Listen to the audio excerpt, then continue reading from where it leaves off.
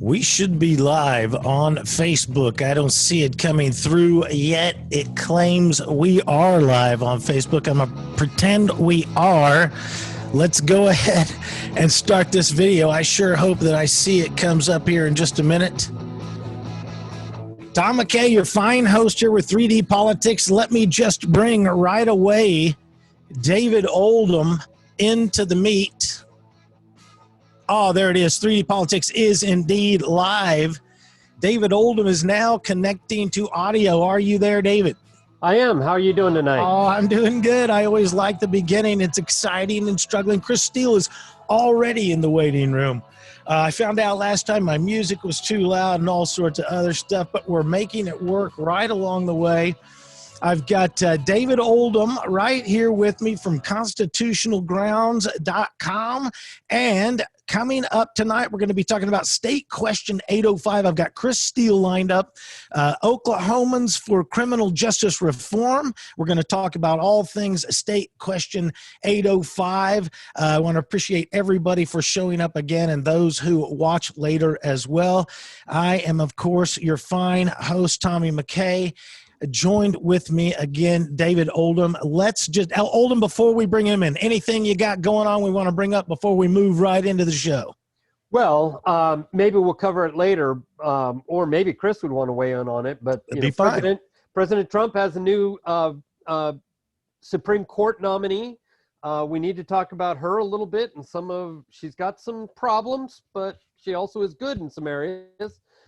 She's getting some backlash like Kavanaugh, who right. I said didn't qualify, but not for any of the circus that they made, and they're doing the same thing with this one.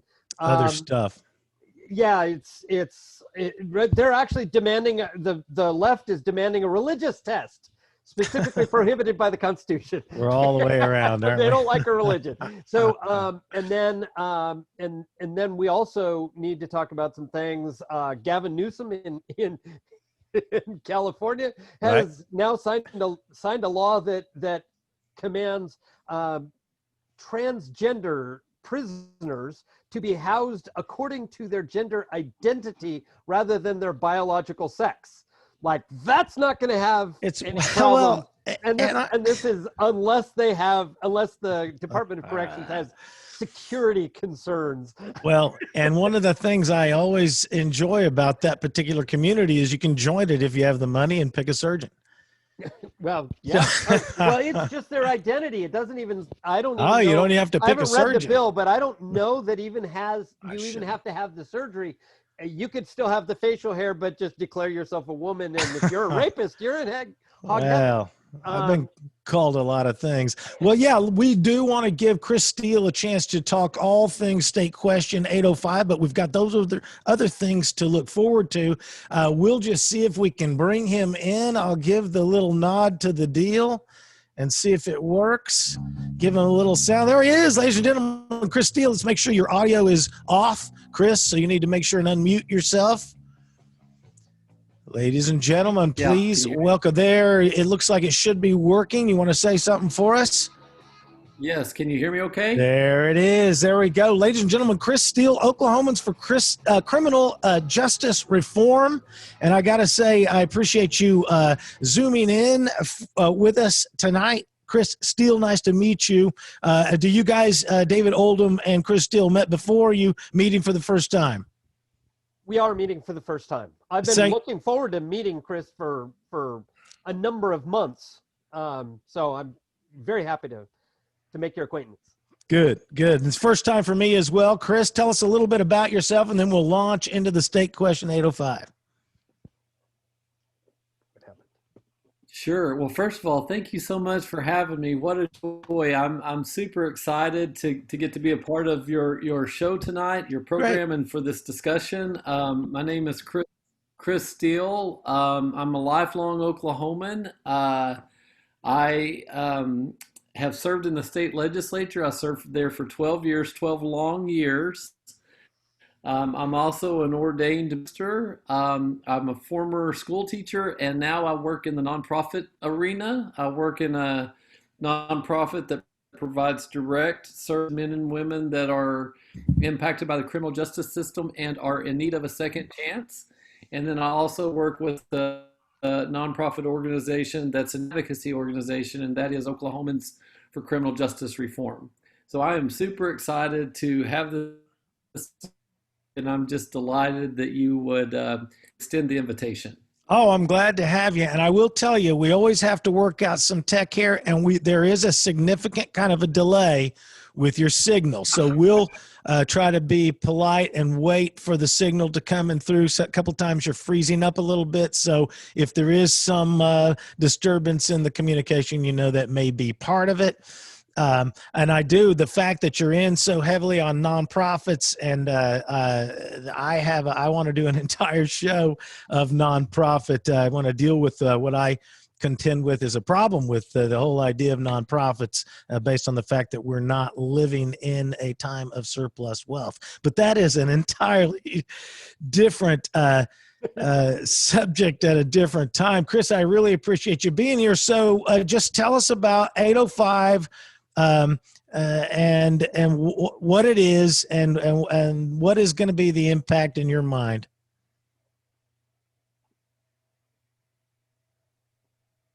I think we lost him. We froze him up right off the bat. Oh my gosh, he's frozen right there. It looks good though. That's the main thing. Yeah. Now I have a couple of contentions with both. There he is. Are you rolling again? Chris, can you hear us? Yep. Okay, good. Okay. Did you hear my? I'm sorry, I lost you for just a second. Did you get my question?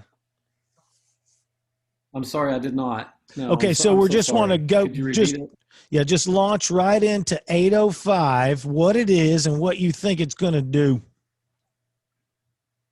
Yes, sir. So, State Question 805 is a criminal justice reform measure that seeks to limit the use of sentence enhancements for nonviolent offenses. So what it will ultimately do is it will limit the addition of adding years or decades, or in many cases even life, onto a person's sentence beyond the maximum range of punishment for a nonviolent offense, simply because that individual has a nonviolent conviction somewhere in their past.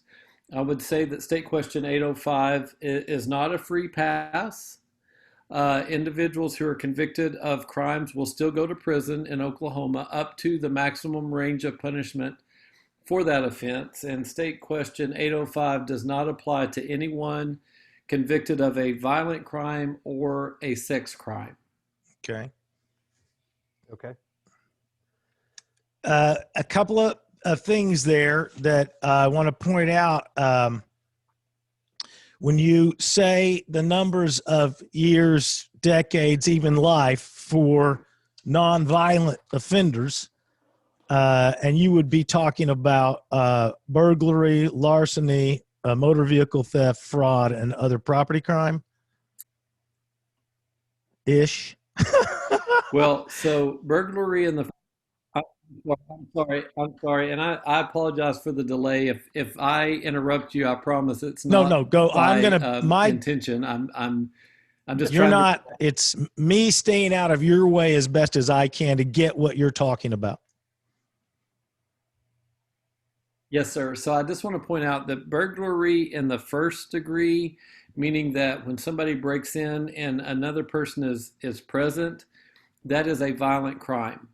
Right. Anytime that a weapon of any kind is on the person who commits a crime, that's also a violent crime. So what we are talking about are nonviolent crimes. These are crimes that do not meet the definition of being violent in state statute. These are crimes that oftentimes involve personal addiction or drug-related offenses or low-level property crimes. And again, I want to be very clear, Oklahoma already has some of the longest prison sentence ranges of any state in the nation. You know, we lead the nation in incarceration per capita. And there's nobody that can convince me as a lifelong Oklahoman that the people who live in our state are somehow more criminogenic or worse than the people who live in Arkansas or Well, okay. I Kansas don't or want. Texas or New Mexico. I I appreciate what you're saying. I don't want to go. I mean, that's an emotional reaction, in my opinion. I think that if we're going to go by statistics and not by case, then we need to not cherry pick so much our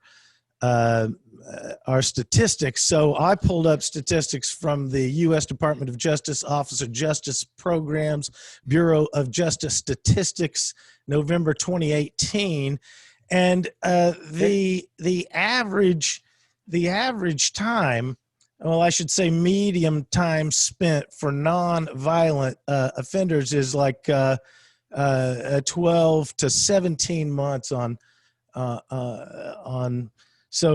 so the median is for burglary or a motor vehicle theft. The median time served in prison is 12 months, and that means that 50% of those people spent more than that, and 50% spent less than that. So if somebody's only getting if they're getting 12 months, that's not 20 years to life.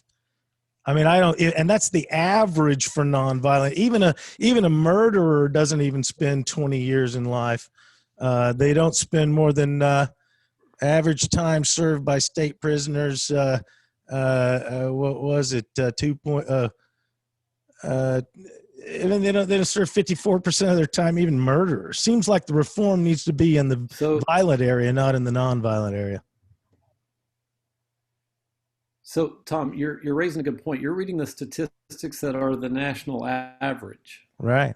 Those are not the statistics for the state of Oklahoma. So what we have in the state of, what you read is the national average.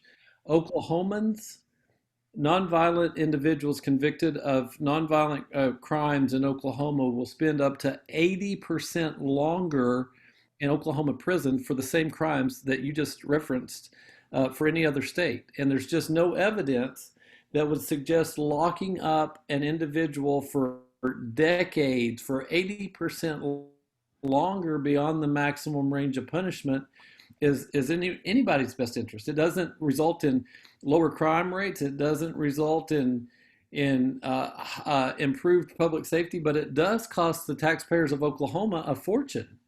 And so you're reading the median. So tell me what is the difference in Oklahoma? I understand the difference. Yes, and I appreciate that.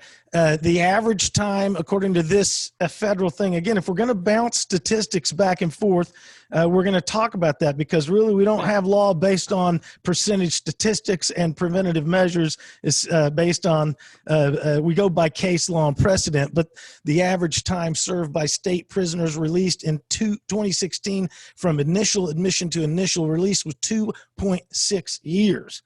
So my point is, if we're going to go, if you're going to go by Oklahoma, let's go by case by case. There is no case where someone got 20 years for stealing one time on a first-time offense.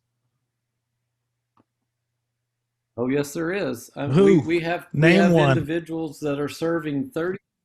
We have individuals serving. I can. I don't. Please. I'm at my house, but I am so happy to give you the name. Yeah. So we see this all the time, and I just want to point out, and I thank you for what you're raising. You're reading. I'm very familiar with what you're referencing. You're referencing the average for median. All of the it's states. Actually more accurate than average. It's median. It's actually more accurate than. So it takes the median. I'm sorry, the Zoom thing is killing us. Chris, the median calculation is more accurate than the average. It takes in the calculations of 44 different states. So Oklahoma is not left out of that calculation. And really, as we know, there are liars, damn liars, and statisticians. I can look at a piece of paper that tells me about the quality of a diamond. And it can be, G color and VVS and a carat and a half. And when I look at it, it can be a piece of junk. It's like telling me, well, she's 5'10", 115 pounds and has blue eyes. That doesn't mean she's pretty. That just means, so the statistics really mean nothing. If you had a case precedent that sets us in the direction where one guy steals a lawnmower and gets 33 years to life on this first time conviction, name the name. Surely that doesn't happen all the time. You've got to have one name. To reference everything everywhere is to reference no one specifically. I mean, I don't buy it personally. Just to be, there it is. Okay. Well, yeah, and I appreciate that. I appreciate the honest discussion, and I do think that statistics mean a lot. I think that when we get to the point where we're basing our decisions on facts and on data and on research and not basing our decisions on emotion and fear and anecdotes, this issue becomes a no-brainer. Here's the reality.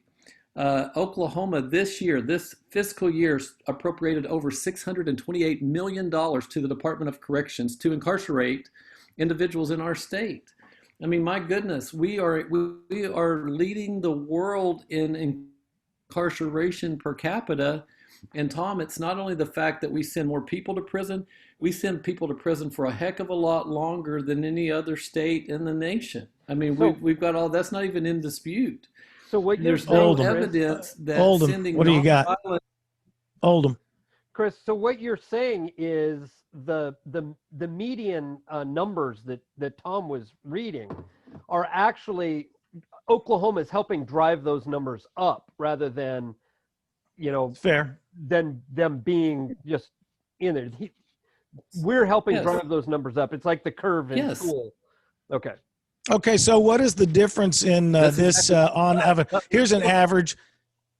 Go ahead, please. I'm sorry, but we're included in those numbers. The length of incarceration for nonviolent offenders are included in those numbers because we're part of that national average. But I'm telling you that even with that median, we are well beyond that median, and there's no evidence that locking people up just because we're mad at them is resulting in a reduction in crime. In fact, it often makes the situation worse. And so what we're trying to do is make better use of its resources so that we could actually get to the point where we're appropriating money to address the root issue behind the behavior, just like states such as Texas and Georgia. Right, but Texas is Texas. Again, this is where when you start moving into the contiguous states, then I want to go back to my paperwork on the median averages. And so, I mean, if you're going to work those other states into it, they've already been taken into account in this thing too. So we are not Texas and we are not contiguous states. We're Oklahoma. But my problem has to do with, in the same problem we have with police enforcement. They worry about a low-level cop killing a low-level criminal when we've got Eric Holder running amok. And so I see the same problem here where we're trying to adjust something in criminal justice reform at the low end when, the drug offenders don't spend more than 2 to 3 years before they're out. I mean, tell me somebody who's in for, again, let's talk about something that I think we can agree on, and that is the word crime and the definition of the word crime. I think that's when people say non-violent crime, they don't talk about stealing the stuff out of my car after they commit violence against my property. I mean, do you agree that violence can be committed against property? I think violence is committed against an individual, another person. And is an individual have their own property as a person? Is their person their property? So can violence, then you agree violence can be committed against property. So if they bash my car window out, is that violence against my property? Tom, here's what I'm saying. I'm talking about the definition of words. I'm talking about the definition of words. I'm not being very polite, but I'm looking to drive at a point here. Well, I mean, I understand. We can get into a philosophical That's what I want. That's what I want. I'm not I'm interested in talking about the facts surrounding State Question 805. So that's why I came on your show. The definition of the word crime would fit into this conversation, yes? Yes, sir. Okay. And so here's the reality. Anybody who commits a crime will be held accountable. They will still go to prison under State Question 805. It's not a free pass. What it does is it brings a standard range of punishment that every Oklahoma must live by, regardless of the color of your skin, regardless of whether you're from Tulsa or Oklahoma City or McCurtain County. I mean, we all have to live by the same standard.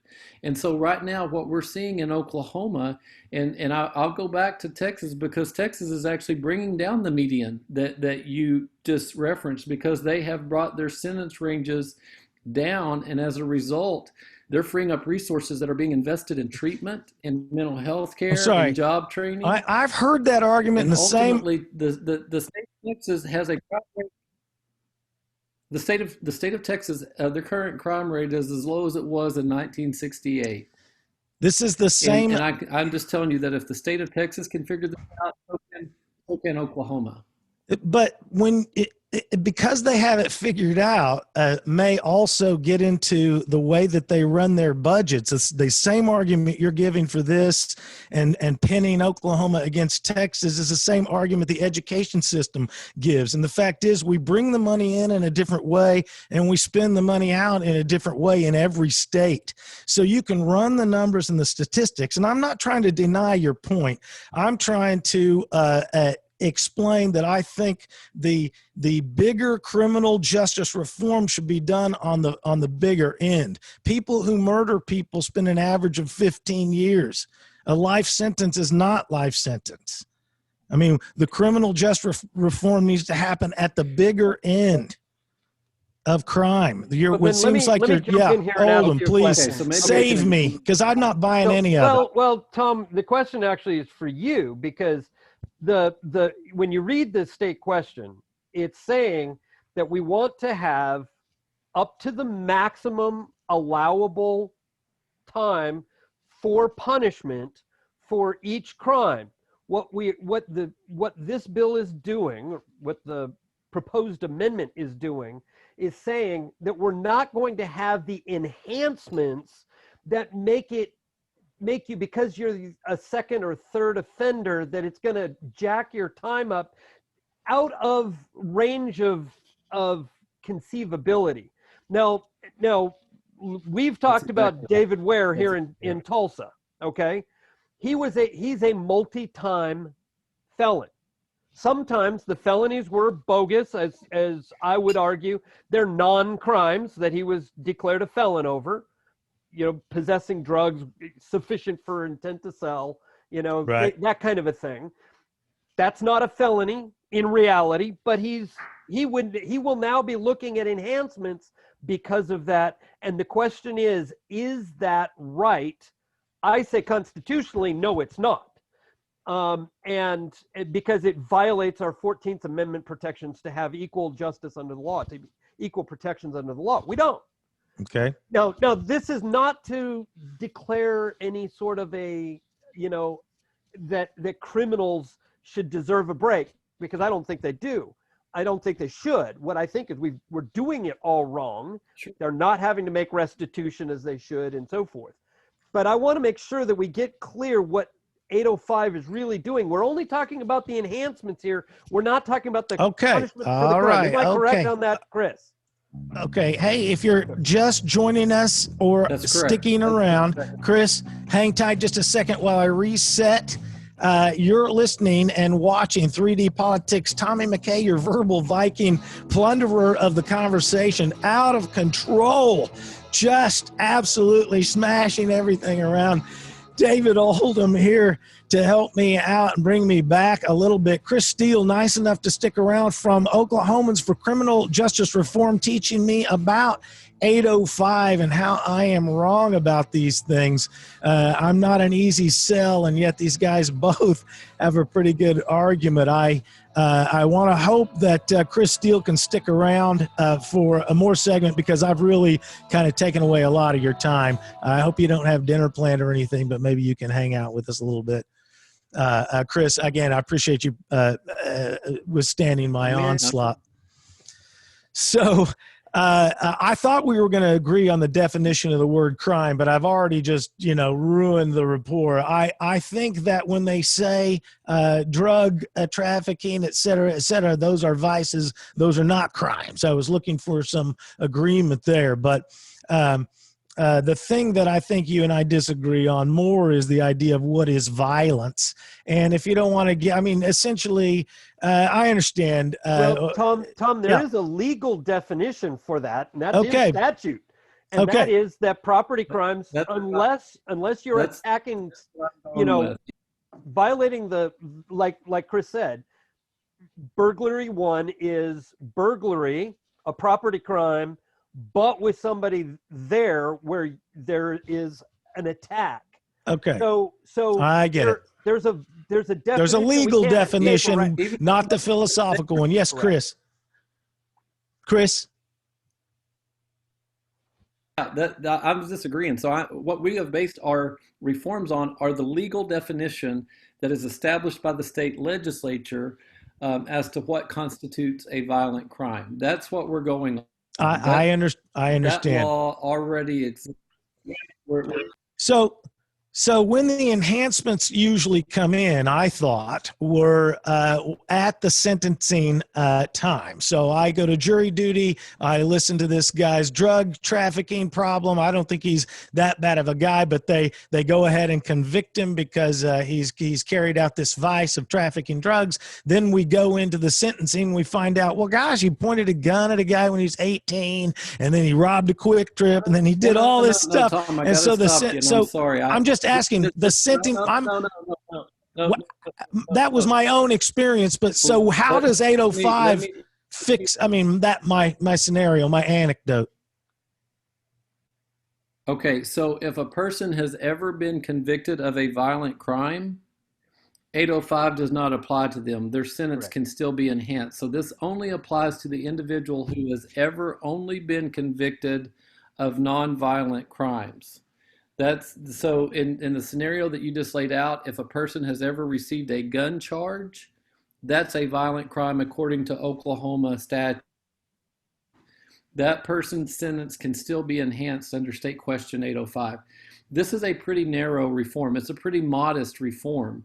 It only applies to individuals who are convicted of a nonviolent crime and who only have nonviolent priors in the record. So even if I'm convicted of a nonviolent crime, but I have a charge in my past, my sentence can still be enhanced.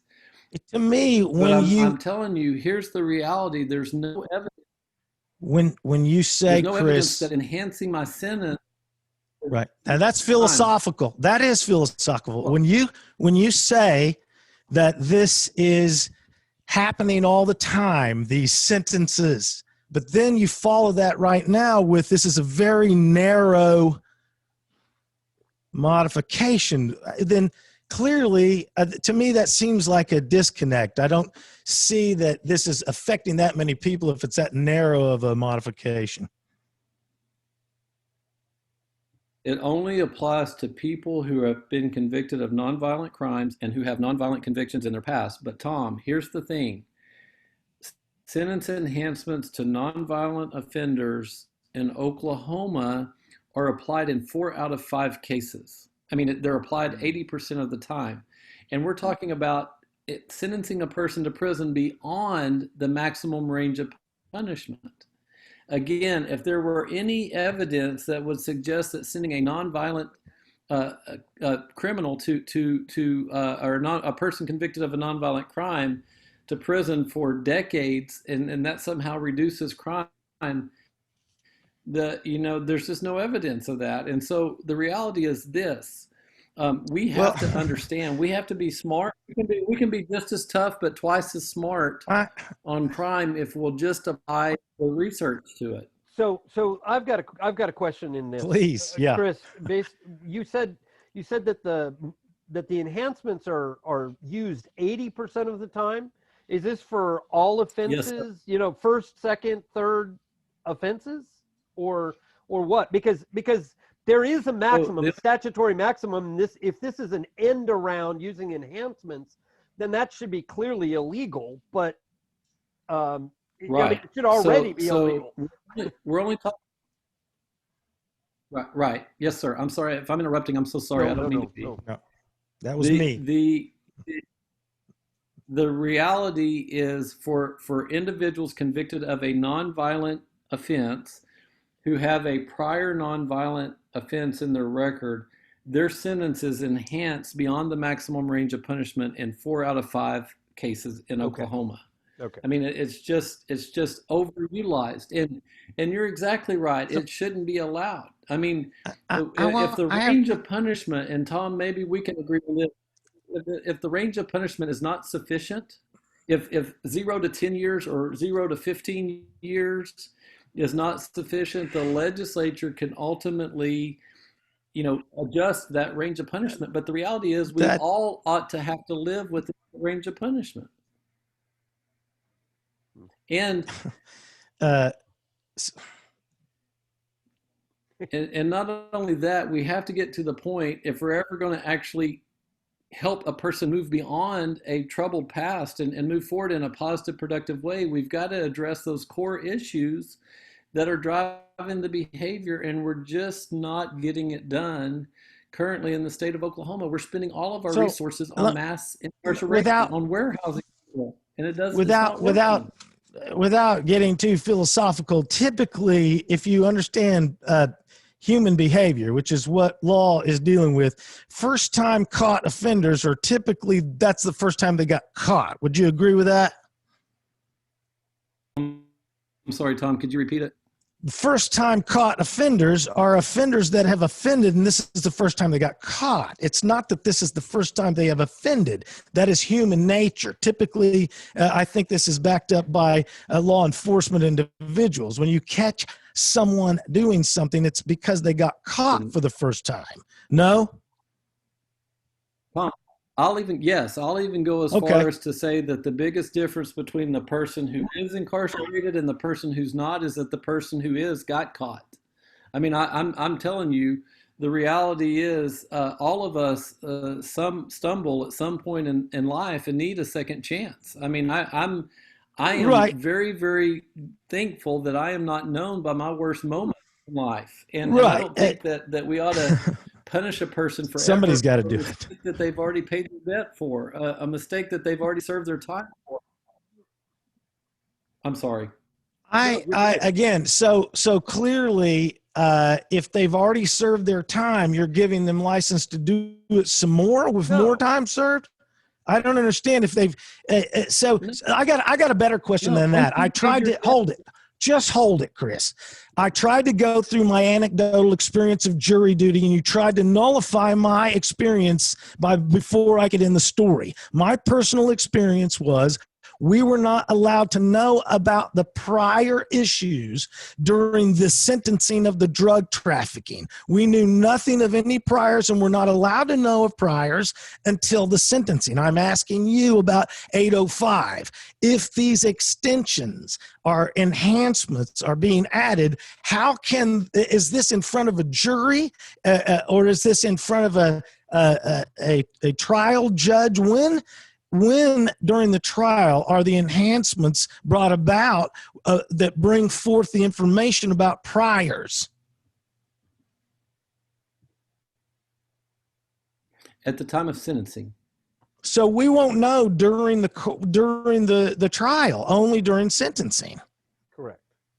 Yeah, because priors have no basis in whether or not you're innocent or guilty, and that's the trial phase to determine right guilt or innocence. Right.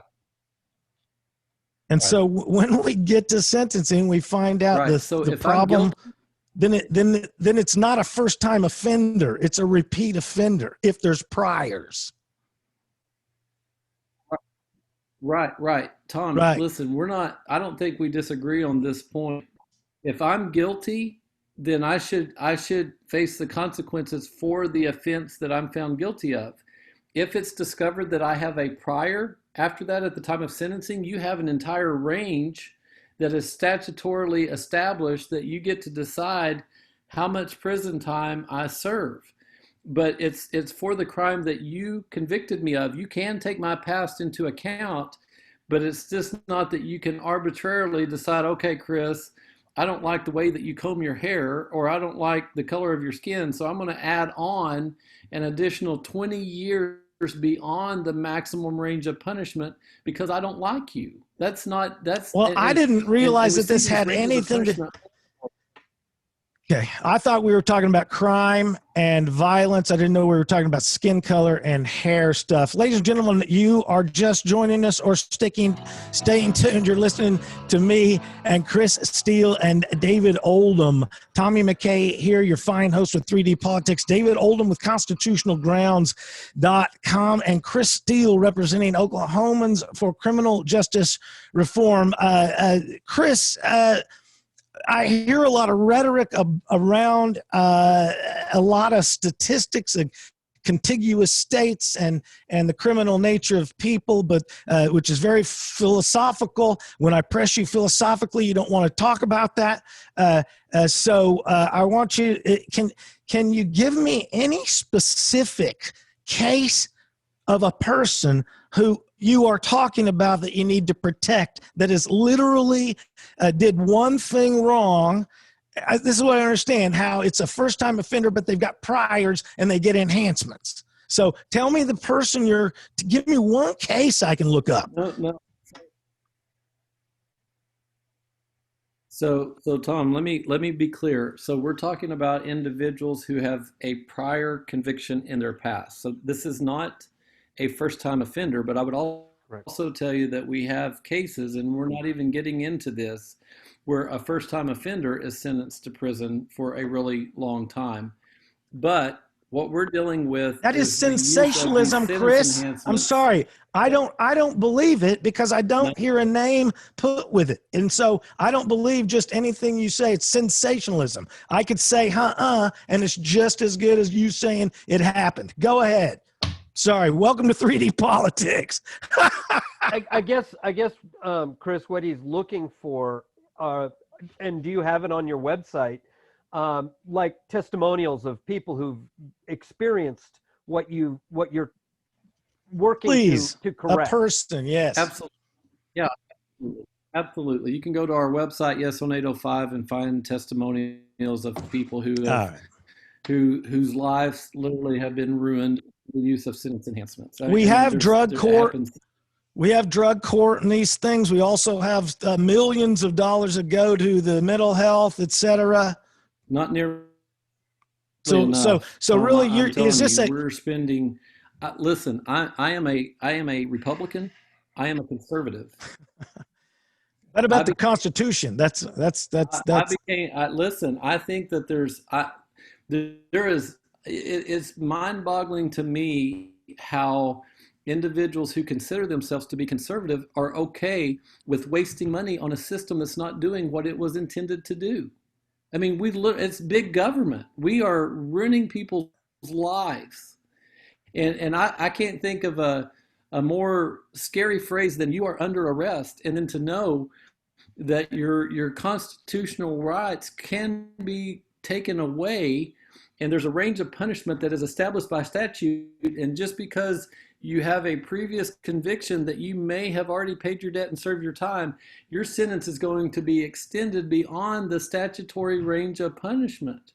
I mean, that is government coming in and just saying, hey, we're going to do whatever we want to do to you, regardless of what the statutory limit is for that offense. So clearly then the statutory limit is not a limit. It's not limited by statutory limit. It's being ignored 4 out of 5 cases. Yes, right. Sir. And I would also just tell you that why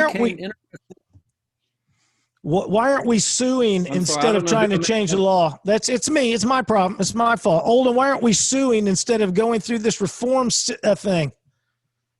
If everything is unconstitutional, Oldham, why aren't we suing? And so I'm saying this is the same answer I get all the time. We're trying to reform a tiny little thing at the bottom when murderers who are put away for life only serve 15 years. I don't, this seems like a tinkering at the bottom of the scale. I'll go look at the testimonials because even though I'm rude and abrasive, I'm not unreasonable. I'll go look at the testimonials.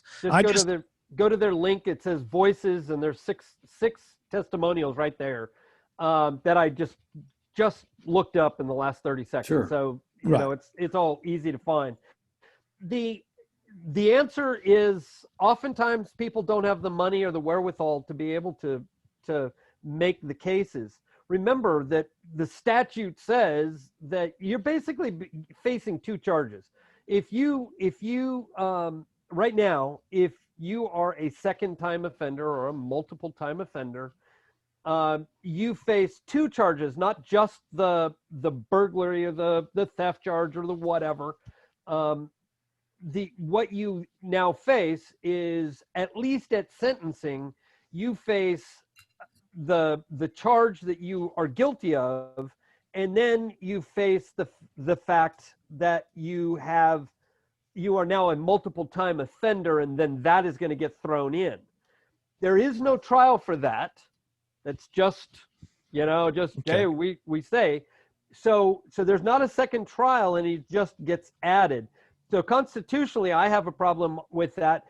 Why isn't it being done? Because the judges are all saying it's okay. So who are you going to turn to? Right. And so, my big criticism of 805 is that we're using a constitutional process and a constitutional proposition rather than just have it be statutory. And I don't like statutes. It's written like a statute, and I don't like statutes in the Constitution. I like the Constitution to be a lot more basic, and then put it on the legislature to fulfill the constitutional mandate. But we're being forced, because the legislature has written all these bad laws, that we're now forced to put everything into the Constitution and go around the legislature and the judges because they ain't doing their job. So they're doing it. So, Chris, what do you say to that statute comment? Yeah, I would just say to David's point, I don't know that I disagree with anything he just said, but I will tell you, in Oklahoma, the only sure way to uphold the will of the people is through a constitutional amendment. I mean, the reality is we've seen the people vote for change before, only to see the legislature repeal or attempt to repeal the will of the people. And the only true way to uphold the will of the people, the vote of the people, is through a constitutional amendment. Chris, you have been great to stick around, and I will invite you to do. We can certainly let you off the hook at this time. Let's just remind everybody this thing doesn't scroll up and down very gently. Chris Steele, Oklahomans for Criminal Justice Reform, just pushed through the 3D fire here. You're very nice to put up with my aggressive style of interview where, if I don't believe you, I'll just say it. I can be convinced. The other day they ganged up on me and taught me something, and I eventually I can learn. I appreciate your efforts either way, that you're involved in the process of making stuff happen. A lot of times my arguments and decisions are based in philosophy and definitions and stuff. And so I do like to take the show there if I can. I tried to bring Greg Robinson into that same philosophical area, but I understand I invited you here for the discussion of the verbiage of the 805. What else have you got for us, Chris, before you have to leave us?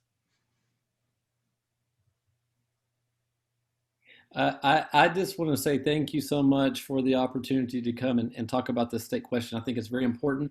I want to validate something you said. I do not think it's the end-all, be-all solution to criminal justice reform in Oklahoma.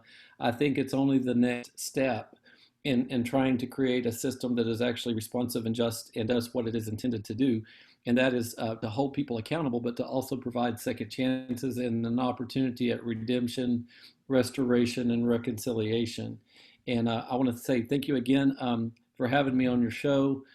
David, it was great talking to you. That's okay. That's what I'm here And for. That's what I'm here for. I appreciate your support. Oh my gosh, it's always fun. Really appreciate you coming out It's and been an going through honor. the process. Yes, All right, we're gonna send you away. I you, Chris. appreciate you coming yes, out. sir. Thank you. Thank you for having me. You bet. Oh my gosh. Okay. Well, that's how you play it. Chris Steele takes a final shot on the way out at the host. No, he was a good guy. Great. I thought he explained it well. Clearly, they are teaching me. I think it's such a narrowly minded thing that I can barely follow it philosophically, and the statistics have no effect on me.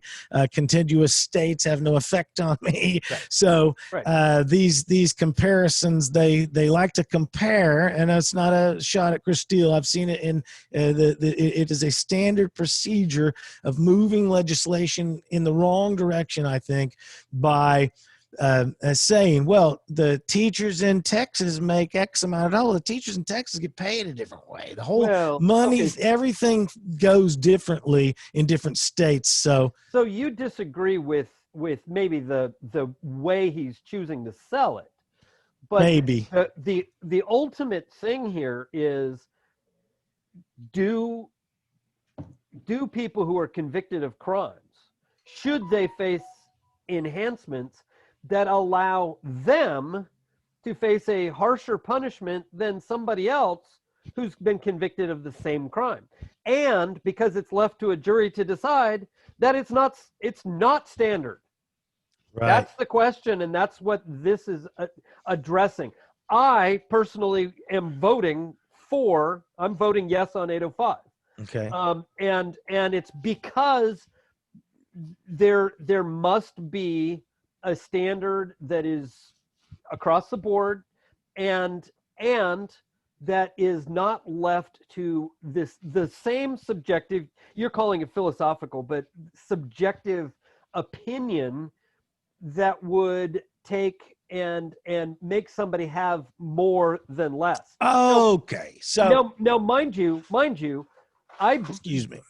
I do believe that there can be, and a jury can decide within a range that they can have within a range, and you could potentially use at sentencing priors to get the top of that range, but the range is not supposed to be, the top of the range, the longest period of incarceration, is not meant to be the base at which you then start to add things on.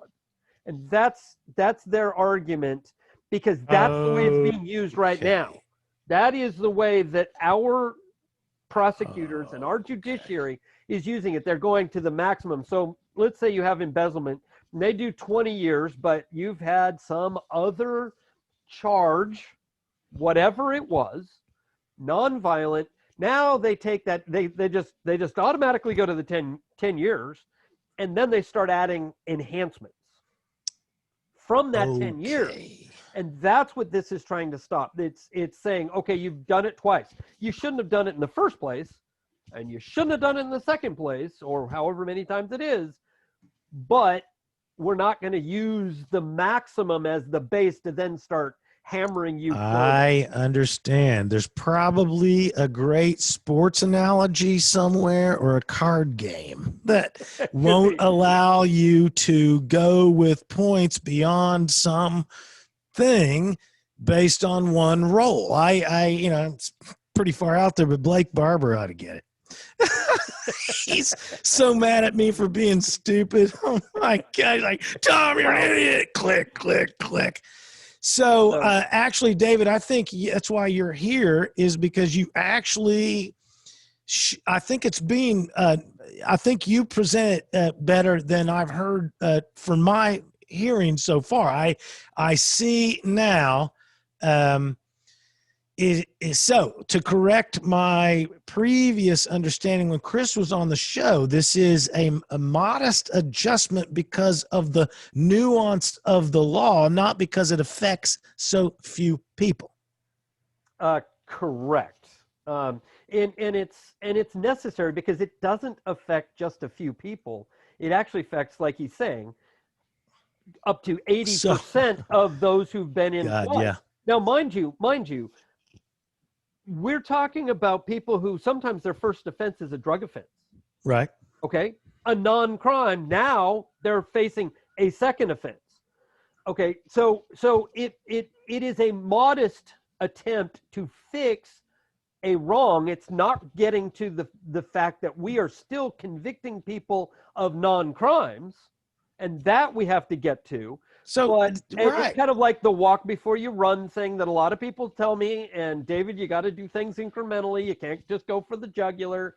And Me? you know, I mean, how many times have I been told that? Yeah, I told you a couple times. Yeah. But so this is one of those things that I think will benefit. It can always be repealed if we find out that it's not appropriate. But I would say that it needs to be done at this point. I think it does. I certainly think from an aspect of equality and equal justice that we have to look at doing something like that, because all too many are, like I said, they're getting the maximum, and that's the base at which point their real punishment starts. It seems like to me the go-to always to rationalize the point is, well, like a drug offense, well, maybe it was just a drug offense, maybe just a drug offense. So this is what I was trying to, I'm so caustic. I had him, defending, just what day it was before we even could have a fine conversation. But I was trying to look for some agreement on the word crime, and that is, and I still am going back to this. Actually, you were looking for agreement on the word violence, and that violence or violent crime could be against property. You fixed me on that. You guys both fixed me on that. But what because I disagreed on violence, and you corrected me on that it's the legal definition, not the philosophical colloquial definition. But I was looking for a legal definition of crime, and drug use is a vice. It's not a crime. And so would you not agree that just simply redefining drug use and drugs as it's a vice? And so what you hear from the DA is, but it leads to drug related crime like stealing a vehicle. Well, stealing a vehicle isn't the drug use. That's the crime. Correct. See, if we could it seems like the justification for this is almost always drugs. Well, remember, drugs are easy. They're easy to prosecute because, hey, he had it in his pocket or he didn't. And we're going to ignore the fact that to create a drug crime, you have to write a bill of attainder, which deprives people of their rights, and just declare a deprivation of right into law. We're just going to ignore that, and we're going to make it easy to prosecute. But hey, our juries are convicting on that. Our fellow neighbors are convicting people for non-crimes, right and left. It's happening every single day in this town, or in this state, throughout the state. And so this is something that I've been talking about. We, the people, need to be doing that. He said also gun crimes. Well, a gun crime could be you didn't have your plastic license in your pocket when you were found with a gun. Well, that's not a crime. I have a right to right again, what we really have to get to, and I think that this group really does want to kind of go that direction, but what we really need to work on is getting non-crimes out of the crime category, and that will really fix things, because as soon as we can do that, then what we do is we take away the black market, underbelly, anarchistic system that runs itself and is outside of the government and causes all of the problems. As soon as you can get everything into the light, everything gets better. Right. And everybody becomes normal. There's no outlawry, because everybody right now who's into some vice is basically an outlaw and has to deal with the outlaw culture. And that is an underlying part of our society that all too many of these supposed law and order conservatives want to just ignore, but everybody else has to deal with. Right. And that's what we're trying to get to. And so I appreciate the conversation, because I get to say this, and flat out, because I think we need to start dealing with it. So I think this is just one step. I think it's a decent step. It's written like a piece of legislation. It's short, but it's got a number of parts to it. It's an easy read. You guys can go there. It's on the state. It's on the state website. Just type in state question 805 when you go to the state website, which is ok.us or .gov, and there you can read it for yourself. I mean, I did. That's how I learned what it said, and you'll see that it is very narrowly tailored. So, and I can understand why people might want to continue with the enhancements, but I would ask, really, why? It's a difficult paragraph to explain what you're trying to fix. In a way, it's kind of like, I don't know why she swallowed the fly. As Chris Steele said, that it's big government. And in fact, in my opinion, this is an attempt to send in a bird to fix a fly problem, because I mean we're tinkering around with a tiny little fix when the real problem is we're overlapping behavior with actual crime, like basic human behavior of drug use versus criminal behavior. And even the police are like, well, drugs and crime, well, they're not the same thing. And then you have the mental health on top of it. Well, the problem is for 100 years they have been the same thing. Drug use and crime have been made to, we've been fed the lie that they're synonymous, and therein lies the problem.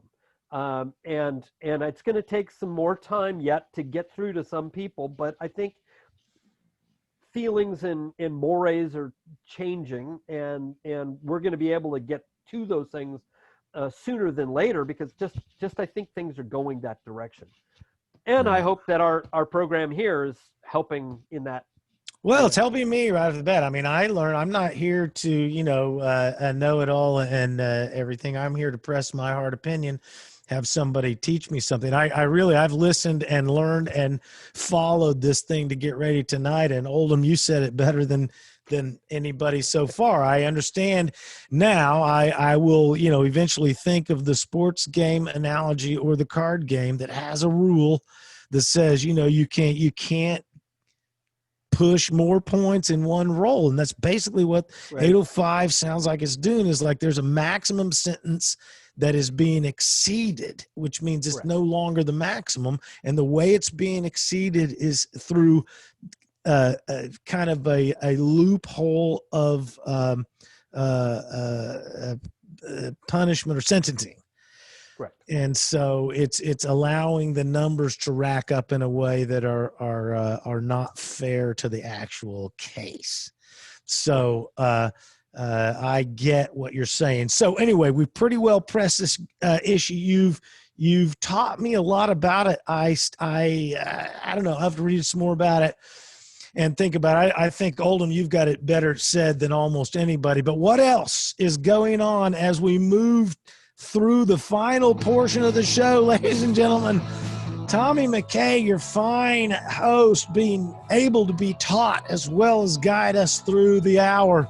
David Oldham from constitutionalgrounds.com. We've already pushed Chris Steele through the 3D politics fire. He did a fine job. And he spoke on behalf of Oklahomans for criminal justice reform about State Question 805. And so now to close out the evening, Oldham, you brought up a bunch of stuff that's going on that you wanted to talk about before we get out. Sure. Let's stay with criminal justice reform. California Governor Gavin Newsom signs a law that that will require transgenders to be housed in their gender choice, along with the gender of their choice. So now I guess it's a right to choose which group of people you get jail you go to. Yeah. Now there's a caveat, and that is unless the CDC, the California Department of Corrections, determines there's a security risk or something like that. So I guess you can't put male transgender rapists who like women with women or something like that. I don't know, but there are 200 or mass murderers, or serial killers who like to get women with women. And I don't know how much the women are going to go to the men's side, but the biological women, gonna try to make like they're men and go to the men's side. But it's certainly going to happen the other way. And tell me that's not going to be, a lawsuit, a number of lawsuits ready to happen, and rightly should. But that's California. That's just how bad. We could color code. We could color code the cells. There's 256 million colors. Everybody have their little category. You're in the wrong cell. Monitor will show. That's not how many there are. There's infinite more than that. So, anyway. Well, that ought to be fun. So he's doing that, and then President Trump on Saturday nominated Amy, and all of a sudden her name went out of my head, Amy Coney Barrett, to the Supreme Court. And there's going to be hearings. It will take Kamala Harris off the campaign trail a bit. She will probably be grandstanding from the Judiciary Committee, but she is actually on the Judiciary Committee and will be doing things. If you have not watched already, the circus has begun. The left is pushing that they don't like her religious beliefs. And what that smacks of is requiring a religious test.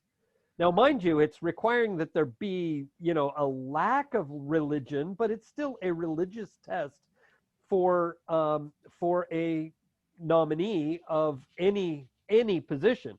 And the U.S. Constitution expressly forbids any religious test whatsoever for any position.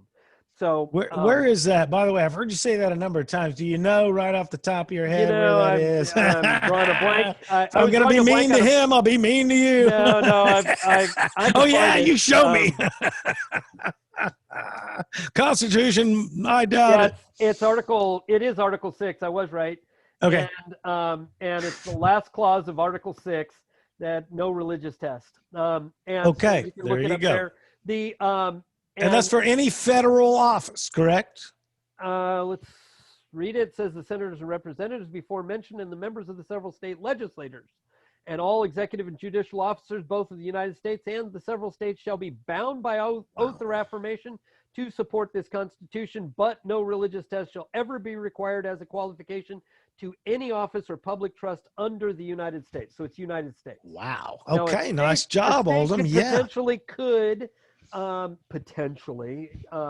Could issue a religious test, but that would violate other aspects of the Constitution and people's right to be in a position despite their religion. The religious test, really, the constitutional religious test is the Constitution itself. If somebody will violate the Constitution because their religion says to do it, that is a violation of the Constitution and therefore a violation of their oath of office. Should get them out if they are willing to say, in testimony that beforehand, before getting it, that they're willing to violate the Constitution. That's not a religious test. That's a constitutional test. And so that's where we need to keep our focus, is on the Constitution. You can have any religion you want in the United States, so long as you abide by the Constitution, which means you don't violate anybody else's rights. You're not sacrificing your neighbor or their dog, or other animal, or whatever. You're not harming other people in the practice of your religion. That is the limitations on religion, and that is it. That lack of a test, a religious test, as a total contrarian, if you were to have a religious test, that would by implication put the religion above the Constitution. The religion or lack of religion, because remember belief, right? We've got a kind of a secular religion, and we see that with the mask mandates and things like that. Right. Now there have been some lawyers that have weighed in on some of this, and one of the guys that I like to listen to is a guy named Robert Barnes, and he's a constitutional lawyer in Las Vegas and Los Angeles, and also Tennessee or Kentucky. Okay. But and he's fought some of the mask mandates, and he had some things that he didn't like about Coney Barrett, and a couple of the things that I looked at first glance, they were more technical than he was putting out, and so it's like, okay, somebody didn't prove a case, and he's making it like she's against equal rights. Right. In reality, she's somebody saying, lost "No, a that just case wasn't and she's proved. forcing it. Right. It just wasn't proof. No, it wasn't a case that he had any part of. Right. But there was one that was truly worrisome to me, and that was that she joined in an appellate decision out of Illinois that upheld Jacobson. It's the 1905 case that leads us to forced vaccinations, potentially the forced vaccinations in schools of kids, mask mandates, and so forth, and the government being able to dictate to us in an emergency despite the constitutional protection. So she has been on the wrong side of that, and she went along with the rest of her crowd when she should have been abstaining. There is more to this that will come out in the weeks ahead. I've not had a chance to do all my research on her. It is very worrisome. Some other aspects of her sound great. Whether she can be convinced at the proper time, that remains to be seen, because she hasn't done the right thing so far. The question is why. And it might be just because she figures, she'll just be overturned by the Supreme Court because she knows where they sit. That's usually where they go with these things. But she has gone the traditional route of somebody who is seeking higher judicial appointment. Right. She served as, I get that. Yeah. As the clerk for Scalia and another high federal court judge, and right. She did the typical thing out of school. She's not going to do any career-ending maneuvers. She's going to say what she needs to say to move up and be where she wants to get. Very likely. So the question is, will she be conservative enough in the sense of, or constitutional enough to actually shake things up, or is she going to be that type of conservative that just wants to keep the even keel at all costs, and despite the law and justice, want to keep the even keel, the political keel, and which is what we often tend to see. So time will tell. Keep your eyes open. Of course, the circus is going to start. You already see the things going, and it's not the right things. So me as a constitutionalist, I want to look at the right things. Right. And so anyway, those are a couple of things that are going on. And well, and before I've forgotten another story that I had, but I've forgotten. Well, before that, but I mean, is there is there somebody else that you know of that would be is there somebody else on the list that you know of that you're thinking would have been? I'm not a lawyer. I'm not in that crowd, so I don't know. Yeah. The players. I'm a political guy, not a court guy. So my knowledge is about the politician kinds of people I tend to know about, but the judicial choices and it's hard to keep track. I put my own name in, for nomination if anybody wants to nominate me. I'd love to sit on the court and actually make some some judgments go the right way. At least get the word out. You're like me in the NFL. You're underrepresented on the Supreme Court. Exactly. Hey, you're listening to David Oldham Constitutional Grounds, and he's got more. Yes, sir. The other thing is, just remember, tomorrow night is the first presidential debate. Oh, that was a big thing. Tomorrow night, 9 o'clock. Is it 9 o'clock Central? 9 o'clock? No, it's 9 o'clock Eastern, 8 o'clock Central. Watch it live in Tulsa, I believe, at the OK GOP headquarters. They're having a really watch party. Okay, cool. Thrown by fun. Kevin Hearn's campaign. I don't know if Kevin is in D.C. or if he will be here. You might swing by there. There may be other watch parties.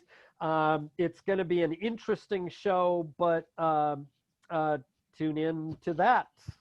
Well, for me, the big day tomorrow surrounding the debates will be if Rush Limbaugh is wrong. That will be the biggest. What is he? Well, Rush has been predicting since the get-go for months now. He's making a big deal out of it that there's not going to be a debate. So for me, whatever happens to debate really pales into comparison whether if Rush Limbaugh was wrong. Well, remember, he's only wrong 98.7%. 99 point or 98. Something whatever. really good. He's only wrong a percentage point. That's just, it's one. So he's got room to spare at this point. Well, anything else before we get out of here? No, I think that's about it for the day. David Oldham from constitutionalgrounds.com. Tommy McCay here, the verbal Viking, just a plunderer of conversation.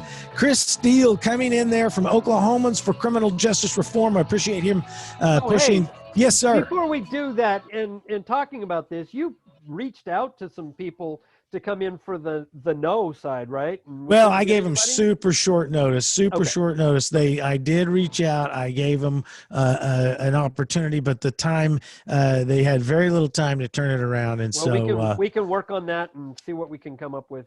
You bet. And we're looking forward to bringing more people on. But yeah, we were going to try to bring the other side of it as best we could from somebody who knew it better than I did. But anyway, once again, David Oldham, Constitutional Grounds, Tommy McCay, your fine host here at 3D Politics every Monday night on Facebook Live. We'll see you guys again next Monday at 7 p.m. Here we go, kids. I'm going to take you away, Oldham. Have a good day. Night. There he goes. I'm going to turn me off. Ladies and gentlemen, we'll see you next week.